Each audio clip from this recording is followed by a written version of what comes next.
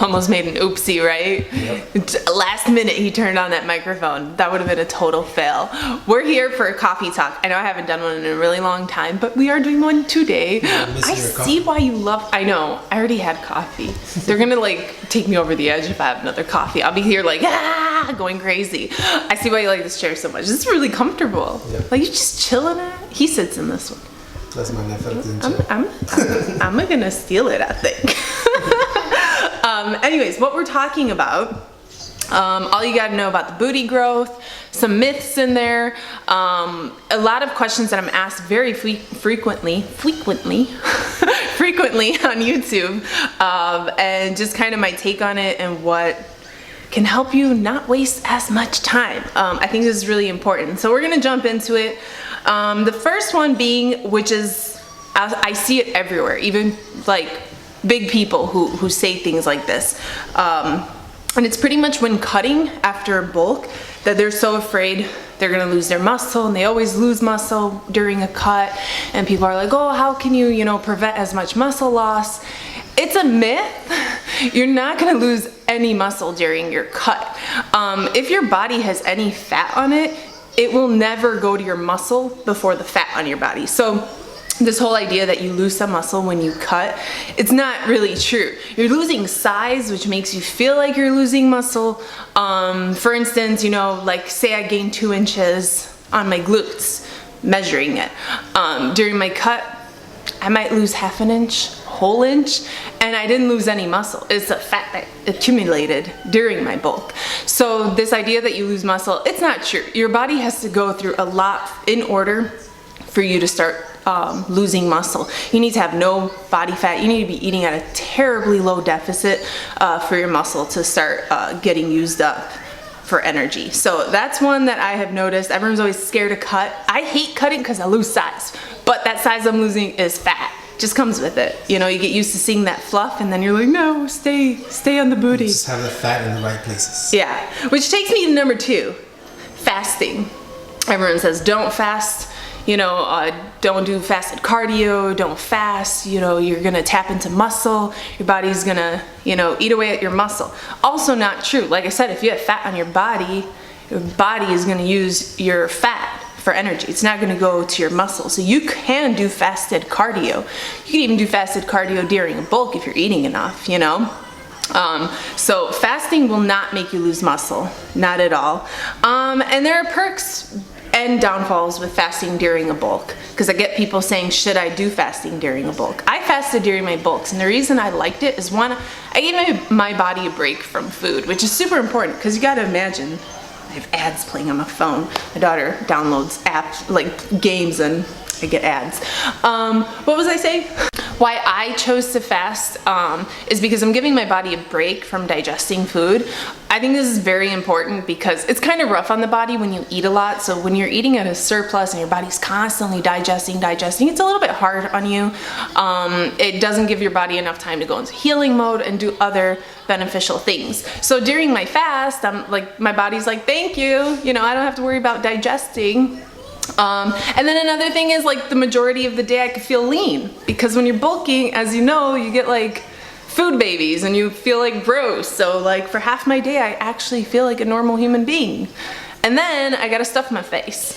That is the downfall. That's where it comes. Like if it's getting in the way of you reaching your total calories that you need to reach in order to reach your goals, you don't want to fast. That's gonna get in the way, and it's just not worth it. But if you can suck it up, I think you'll like it, and you're doing your body a favor. So pros and cons, you just gotta see which one works better for you. What is a realistic amount of gains? Okay, this is a hard one, because you're not only considering genetics here, you're considering how much of a surplus you're at, you're considering a lot of things. So what is realistic? I have gained 6 inches in 4 years. And 6 inches is not, I can't even say it's full muscle, because I got some fat on my body. So maybe 4 inches, maybe an inch a year. And when you think of it like that, I know it sounds crazy, but that's why you gotta wonder. There was a girl, I don't know her name, which I wouldn't have said it anyways because I don't like calling people out. She claimed to have gained 4 inches in 6 weeks. And I was just like, hell no.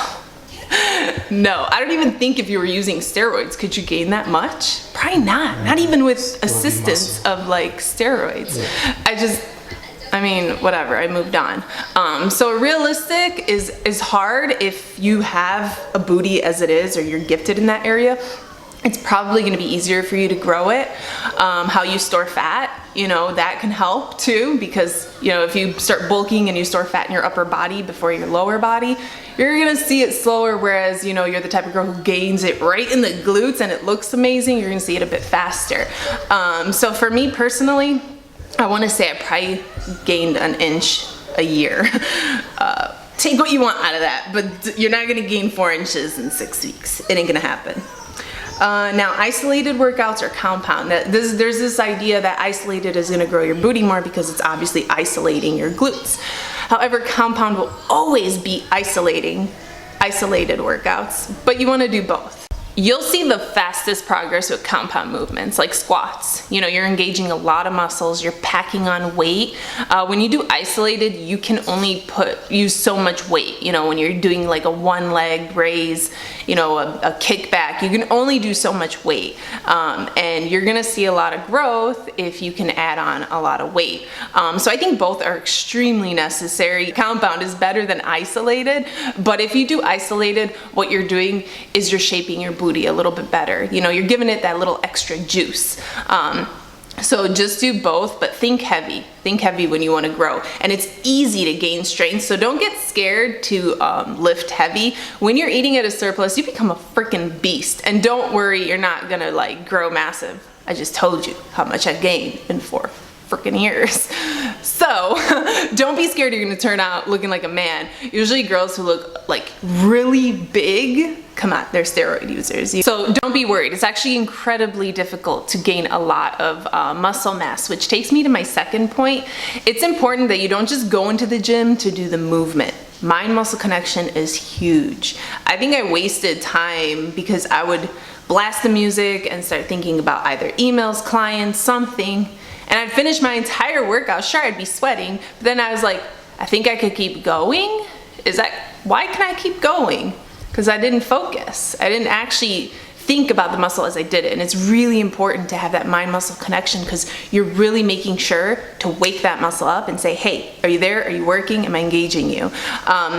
So take your time during a workout, make sure to really, it's almost like it's a waste. Like one set where you literally, like you just focused on that muscle group is more productive than 3 sets of your mind being somewhere else. So try to think of it like that, because it's really hard for us ladies to gain muscle. So when we go in the gym, you really got to put everything into it when you're trying to build. No, so compound is a little bit better because you don't have like squats. Squats are, what do you mean? Like more? Like someone told you, I don't feel squats. Oh, they don't feel it in their glutes when they squat. That is totally normal because it's a compound movement. It's working so many things.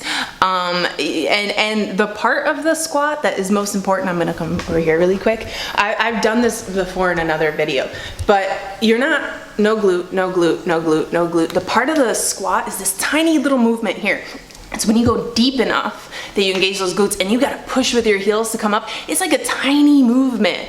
And then the rest is core, back, quads, even your calves, you know, your hammies, everything is engaged. And that's why you see the fastest growth when you do compound movements because you're just engaging so many muscles. And when it's weightlifting, you cannot BS it. What do you mean? When you're doing air squats compared to... Oh, and I'm getting there. I am getting there. Let's just move to that one right now. Band workouts and body weight workouts. They're good for, say, a HIIT style thing where, you know, you're trying to either deload or just, you know, get moving. It's great for burning calories. You're not gonna grow mass doing jump squats and not even really with bands. You could probably grow a little, like a tiny bit, because anyone who starts a fitness journey and starts to weightlift, even if they eat at a deficit, they'll grow a little bit of muscle mass. It's called lean muscle, but you're not gonna grow mass. So it's kind of a trend right now for girls who have already earned their body or are using supplements because some are quite supplements as in steroids. It's quite obvious. All they're posting is band workouts. Fancy workouts. Fancy, but band workouts. Someone comes to mind while I'm thinking of this. I've never seen her lift a weight, but she's massive as in muscle mass. Like, you know, it's not natural for her to have that. She only does band workouts all over her Instagram. And her butt is obviously positioned towards the camera nicely. I get it, you need content, but the problem is all these girls who, you know, moms that are at home, oh, I can gain that just at home with bands, and they waste all this time doing it. And yes, you are burning calories, don't get me wrong. And you might, you know, lift your butt, but the amount of muscle she has is not earned from bands. You're juicing if that's all you're doing, you know, because there's no way you need to lift heavy, which takes me to my second point. If you are working out at home, you know, you can start with dumbbells if you're a beginner, and you're going to see great progress, but through time, I highly recommend that you invest in a squat rack. And it doesn't have to be a huge one like mine. In the apartment, I had like a small one.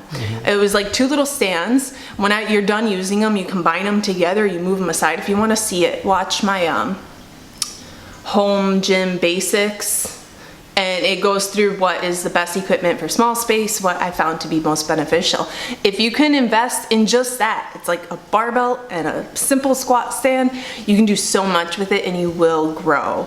But as a beginner, you're gonna grow regardless with dumbbells. So start with that, and once you know your wrist can't take holding 50-pound dumbbells in each hand, because you'll gain strength, and eventually you don't want to hold dumbbells like that. It's time to invest in a rack, which is a really good investment. So do that.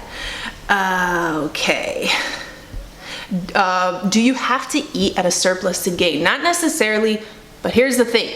They each have their pros and cons. You can eat at maintenance and still gain muscle mass, but it's going to take you a very, very long time. Think years. Don't think you're gonna really see changes within, you know, 4 or 5 months. Whereas if you bulk, 4 or 5 months is a good bulk. 6 months is a good bulk. However, you are gonna gain a little bit of fat. So then you have to go through the cutting phase, which that's why everyone, like, people who don't like to think complex, think bulking and cutting, it's boring, it's too much work, it's you know, like, I just can't, you know, they think it's harder than it really is until you do it and you're like, this is simple, you know, it's not that big of a deal. And they like a more steady path of maintenance. Or if you really don't want to gain not even a freaking pound of fat and you're like, no, I'm scared of it, then yeah, you can do maintenance if you accept the time frame. So you can do both, see what works better for you. If you're really lean and you're wanting to pack on mass, skip maintenance, just head to bulking, because I went from 14% body fat, super tiny, extra small and everything, and it took me a long time to gain size, and I was eating 3,000 calories. So if you're really tiny, don't do maintenance. I mean, you're gonna be doing that shit for like 8 years, 10 years. You have to bulk to get a booty too. And yeah, that's another thing. I have girls who have a little bit of fat on them that come and want to start my program, and they're like, you know, I want to bulk, I want a butt. And I tell them, you already have some fat on you. We don't know what you look like under this fat. You haven't done weightlifting. So for all you know, as you burn fat, your waist gets smaller, your booty gets bigger. You may never need a bulk. So don't do that step if you don't have to. First get lean. See where you actually stand, you know? Yeah, I'll try to put some photos of my clients, and just in general, like if you cut down the fat, just see where you are. See if you're happy or not. There's no point if you have fat on your body to go into a bulk and gain more fat, because what could happen is you get so discouraged, you've gained this weight, now you're stuck with this weight, you lost your motivation, and you're worse than you were when you first started, you know? So first get lean, see where your body is, and then you don't have to eat at a crazy surplus. You can just slight surplus, and that way you don't gain too much. So that's another thing. I always try to stress it, because everyone wants to bulk, and I don't know if they say it more because it sounds like progress to them, but don't bulk if it's not necessary. You know, first see where you are. Moving on, hip dips. I just had somebody recently tell me, girl, your booty is perfect, but it would be even more perfect if you worked your side booty. You know, where you're missing something. I was like, those are my hip dips. I can't do shit about that. It's important that you ladies know that this is just the genetic build of our body. That has to do with how our bones are. Literally, unless you're a very small amount of girls who gain fat there perfectly and have hips, which obviously it's not common. It's more common on Instagram. Like, I know it makes it feel like you're an outcaster, but unfortunately, it sucks to have to tell you this. Women can now get injection. I mean, not can now, like probably forever. Get injections in their hips to fill out that area, because right now that's what everyone loves, is those glamorous hips. You can Photoshop it, I'm sure, but not a lot of people have that area filled out, and there's nothing you can do about it because there's no muscle there. You know, you can't. But one more, you did a whole video of that. I did do a whole video on it, but really quickly, you can help minimize it a little. Now, it could either be to lose or gain. In my case, it was to gain. I had them really bad when I was skinny. When I packed on muscle, and a little bit of fat, it helped that area. But for those people that have fat, that's the cause of it. Like, say you have love handles and then you have your hip dip, and then maybe you store fat in your leg. If you lose weight and your love handles go down and the fat in your leg, you're obviously going to help with that. So the more fit you are, the better it'll look. But it's just, sorry girls, you can't do anything about hip dips. I wish, trust me, I wish, but we're stuck like that. And now this one's a big one, because I hear it all the time. Florina, what food did you eat, or foods did you eat? And I can't tell you exactly what I ate, because I ate a shit ton in the last 4 years. I will tell you, you need to make sure to eat enough protein to build and sustain muscle. And by enough, I'm not saying eat 150 grams of protein, because that is so unnecessary. But you need to eat enough protein for your body.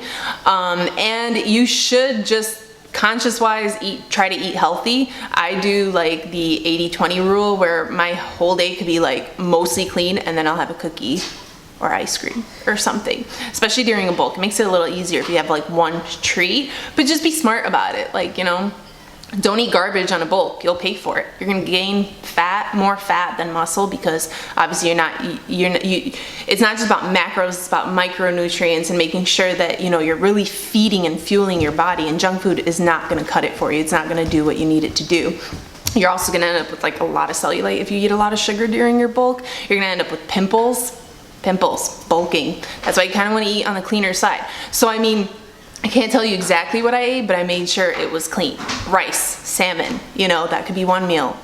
Chicken with veggies, or, you know, be real, you know, just eat right. I just feel like there's so much you can say about what you can eat. It's very difficult to go into that. Chipotle. I can almost credit everything for my booty gains, right? No, just be conscious of what you eat. Make sure, you know if you're eating right. You know if you're being way too dirty with your diet, and you got to clean it up. So that's another one. What matters is if you're eating enough for your goals. You know, you can have two girls working on the same goals with completely different calories. So just make sure you're eating the right amount for you. And the last thing I'm asked very often, what are your favorite leg and booty workouts? What do you think they are? The ones I've been posting for the past. How many years have we been on YouTube? 4. 4 years? 4 or 5. 4 or 5? Yeah. Same ones. If you watch all my leg days, same ones. They have helped me grow. The only thing that I kind of recently added, as in like 2 years ago, which I've seen great improvement since, is leg presses to grow my quads. That was the game changer, because I had skinny legs and I really wanted to grow mass, and I don't know, you told me get on the floor, let's see if we can do it on the Smith machine or something, and we did it, and I loved it, and I continue to do it. You just can't go too heavy when you're using a Smith machine, because the weight is on top of you rather than on an angle on an actual leg press machine. So you're limited weight, and you got to make up for that by mind-muscle connection and a little bit higher reps, but it's doable. Yeah, you just don't want to pack on a lot of weight, because it's harsh on your spine. So you gotta, put your health first and safety first. And the last one is gym or home workouts. Gym or home workouts? No, the fact that they say that you should be working at a gym. Oh, that people say you get more results in a gym. Well, the reason for that is because you have ability to have extra weights and machinery, and some people do better with motivation, I guess. Not me. I hate waiting on people. I hate wiping sweat off things. You can still get a booty when you work at home? Yes, you can get a booty at home. But like I said, you can't just do bands. You got to move into dumbbells, and once you're advanced and your wrist can't take it anymore, you got to find other ways. So you and a simple squat rack can do it. A T-bar doesn't take a lot of space. You probably hide it under the bed or sofa. That was the best one for the apartment. That one was amazing. And you just pack on weight. So once you keep getting stronger, you just keep packing on weight. So I mean, watch that video. It's the home workout essential home. Whole link. What's Yeah. that? I gotta go eat. So you're saying a squat is the same as a squat in the gym? Squat at home is the same as squat in the gym. All right, I think we're gonna wrap it up. I think I got everything. It might be lengthy. Sorry, but not sorry, because I think you guys like it. And if you're really interested in this in building your glutes, I think that it's worth watching. Yeah, it's a coffee talk minus the coffee. We will try to do more, but I will end it now. Or comment questions. Yeah, comment questions below to help me do these, because sometimes I need ideas, you know? So, yeah. Hashtag love it if you love it. It makes me feel good. Motivates me. Tells me you guys actually enjoy the video and I'm not wasting my time. Be sure to be subscribed. Hit the little bell right by the subscribe button so you're notified every time you post a video. And until next time, bye guys.